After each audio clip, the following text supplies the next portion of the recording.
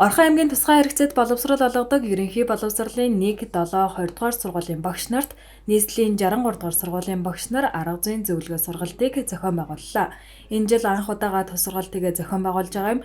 Нийслэлийн 63 дугаар сургууль нь үндэсний хэмжээнд сургалт явуулах хэрэгтэй 6 сургуулийн нэг юм. Тэр чадхын тулд нарт ертөнцид би багш гэж нандин сайхан эзэмсэн бол миний хийх ёстой гэж юм байна. Эрдэнэт хотын одоо сургуулиуд тэр тусмаа одоо 7 дугаар сургууль хөгжлийн онцлогтой хүүхдүүдийг суралцуулж байгаа.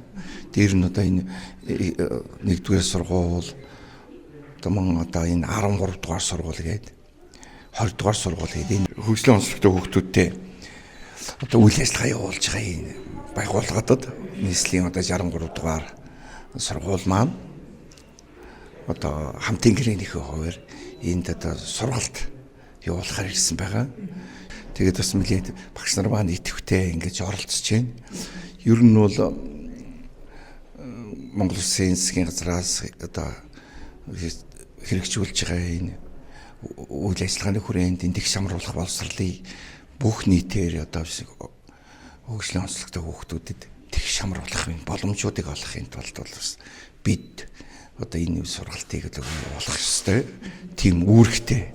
Ер нь бол одоо Монгол Улсын хэмжээнд үндэсний хэмжээнд үйл ажиллагаа явуулдаг юм 6 одоо сургууль маань одоо улс орныхын хэмжээнд бүхэл одоо цагуудад энэ сургалтыг ингэж өстө явуулж мэрэгжлийн тусалцаа үзүүлж үүрэгтэй юм. Тэрнийхээ хүрээнд л бид өнөөдөр үйл ажиллагаа явуулж байна.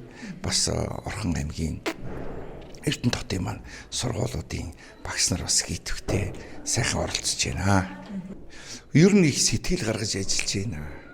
Ажиллаж байгаа багш нар бас нэлээд одоо сэтгэлтэй одоо хүүхдүүдийнхээ төлөө бас ингэж байгаа сургуулийн удирдлагууд би бас одоо 7 дугаар сургуулийн захирал энэ сургуулийнхаа энэ залуу захирлуудад бас баяр хүргэмээр байгаа.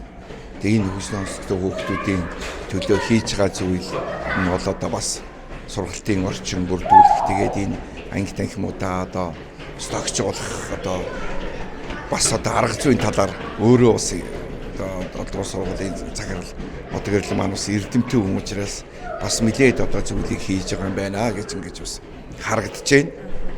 Сургалт маань ямар агуулгын дор хэдэн үе шийдсэн юм?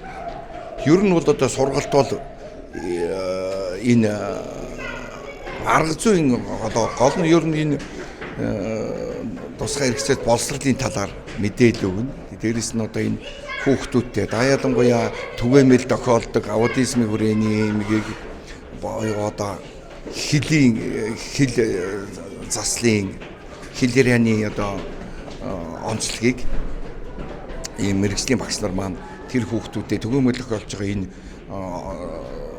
эмгэгүүдтэй энэ одоо эмгэгтэй хүүхдтэй хэрхэн ажиллах вэ талаар арга зүйн одоо сургалт явуулаад тэгээд багаар ажиллуулаад тэн дээр одоо өөрсөн дөр нь одоо семинарын одоо маягаар хичээлүүд ингээд явуулаад ингэж явагдах хэрэгтэй. Мөн тус сургалтын үеэр тусгай хэрэгцээт боловсролын байгууллагуудын дунд спортын тэмцээнийг зохион байгуулж байна. Нийт эрэгтэй 12 баг, эмэгтэй 12 баг өрсөлдөж байна.